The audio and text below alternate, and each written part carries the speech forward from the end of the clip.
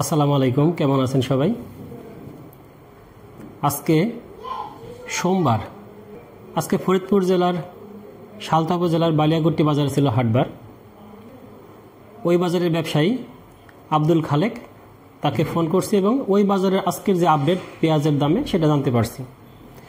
যেহেতু আজকে বাজারে যায়নি, তাই ফোনেই খবর নিয়ে আপনাদেরকে আপডেটটা দিচ্ছি।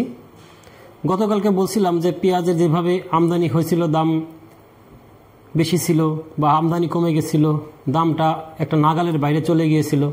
তা সরকারের তরফ থেকে খুব শীঘ্রই কিন্তু হয়তো এলসির একটা সিদ্ধান্ত হবে এবং বলতে বলতে সেটা কিন্তু হয়ে গেছে। গতকালকে এলসির সিদ্ধান্ত হয়েছে এবং কিছু পেঁয়াজ আসছে আরও আপকামিং। আর এক এলসির সিদ্ধান্তেই পেঁয়াজের দাম কিন্তু অনেকটাই কমে গেছে এবং সকলের মধ্যে যে একটা চাপা আতঙ্ক ছিল সেটাই বাস্তবায়ন হয়েছে। তাই আমরা আসলে কৃষকদের সবসময় বলি যে আপনারা বেশি লাভের আশায় পেঁয়াজগুলো ধরে রাখবেন না, সবসময় অল্প অল্প করে ছাড়ুন, যাতে বাজারটা স্বাভাবিক থাকে, সরবরাহ স্বাভাবিক থাকে এবং দামটা সবার নাগালের মধ্যে থাকে। আপনারা হয়তো আপনাদের লাভের চিন্তা করেন, কিন্তু সাধারণ মানুষের যে কষ্ট হয় সেই চিন্তাটাও সবার করা উচিত। তবে এখানে কিন্তু কৃষক ভাইদের একার দোষ দিব না, এখানে সবচেয়ে বড় যে দোষটা দিব সেটা ব্যবসায়ীদের। কারণ দামটা মূলত নির্ধারণ করে থাকে ব্যবসায়ী মহল থেকে। ব্যবসায়ীরা যখন বলে আমরা পেঁয়াজ বেশি দামে কিনবো, তখন তারা কিনতে পারে, আর যখন কম দামে কিনবো তখন তারা সেটাও করতে পারে। তার প্রমাণ আমরা গতকালকে দেখছি। ৬,০০০ টাকার পেঁয়াজ বিক্রি হয়েছে ৪৫০০ টাকা এবং সর্বশেষ গতকালকে কিন্তু পেঁয়াজ বিক্রি হইতেছিল না। বলা যায় যে ব্যবসায়ীরা স্ট্রাইক করেছিল, কারণ তারা যে লস খাচ্ছিল বেশি দামে কিনে, যার জন্য তারা গতকালকে পেঁয়াজ কেনা একদমই কমাই দিছিল, যার জন্য কিন্তু দামটা অনেকটাই কমে গেছে এবং কৃষকরা আসলে কিছু করার নাই কৃষক ভাইদের। তাই এখানে বড় ভূমিকা কিন্তু ব্যবসায়ীদের।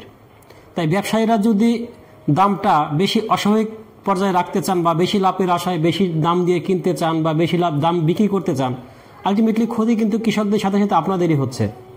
কারণ কৃষকরা হয়তো একজন কৃষক ৫ মণ বিক্রি করে ২৫০০ টাকা লস খাচ্ছে বা ৫,০০০ টাকা লস খাচ্ছে, কিন্তু আপনারা কিন্তু ১ গাড়ি ২ গাড়ি ১০ গাড়ি বিক্রি করে কিন্তু লক্ষ লক্ষ টাকা লস খাচ্ছেন। তাই নিজেদের স্বার্থেই, নিজেদের ভালোর জন্য আপনারা এই একবার আকাশে একবার মাটিতে এইভাবে দামটা নির্ধারণ করবেন না। আর কৃষক ভাইরাও আপনারা বেশি লাভের আশায় পেঁয়াজ ধরে রাখবেন না। এবার বলি দামের কথা। আজকে কিন্তু দাম অনেকটাই স্বাভাবিক চলে আসছে, সাবেক অবস্থার মতো।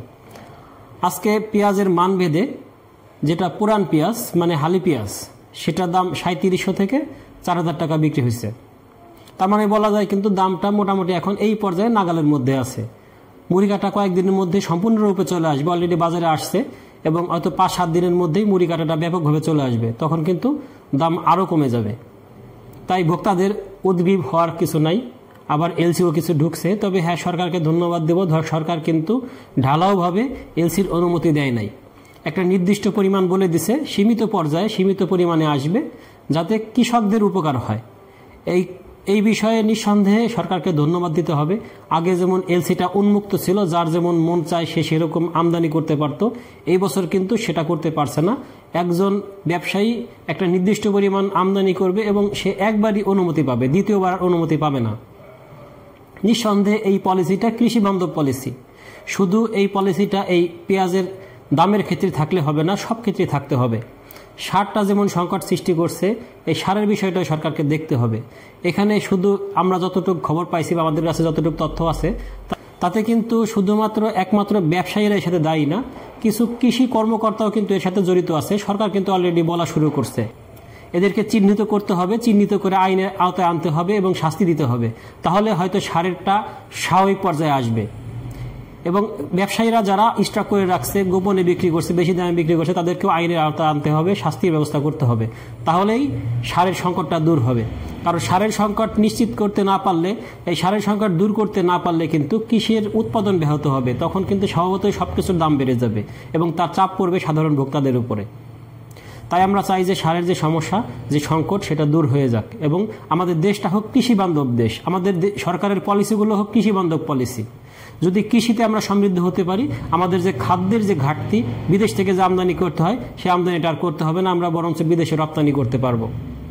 ইনশাল্লাহ গত বছর যে পেঁয়াজ আমাদের উৎপাদন হয়েছে তাতে আমাদের দেশের চাহিদা পূরণ হয়ে গেছে। হয়তো সামান্য কিছু বাইরে থেকে আনা লাগছে, সেটা না আনলেও চলতো, হয়তো আমাদের কৃষকদের, ব্যবসায়ীদের বা সরকারের কিছু ভুল পলিসির জন্য আনা লাগছে। আশা করি এই বছর আরও বেশি উৎপাদন হবে এবং ইনশাল্লাহ আগামী বছর বিদেশ থেকে তো আনা লাগবেই না, সাথে আমরা চাইলে আমাদের পেঁয়াজ বাইরে রপ্তানি করতে পারবো। তবে হ্যাঁ, এখানে কিন্তু সরকার, ব্যবসায়ী এবং কৃষক সব পক্ষেরই ভালো মনোভাব দেখাতে হবে, যাতে সংকটটা তৈরি না হয়। সংকট তৈরি হলে আবার আমদানি হবে, আবার দাম পড়ে যাবে। প্রিয় দর্শক, আমরা সবসময় কৃষকদের পাশে আছি এবং কৃষকদের জন্য কথা বলার চেষ্টা করি। ধন্যবাদ সবাইকে। আল্লাহ হাফেজ।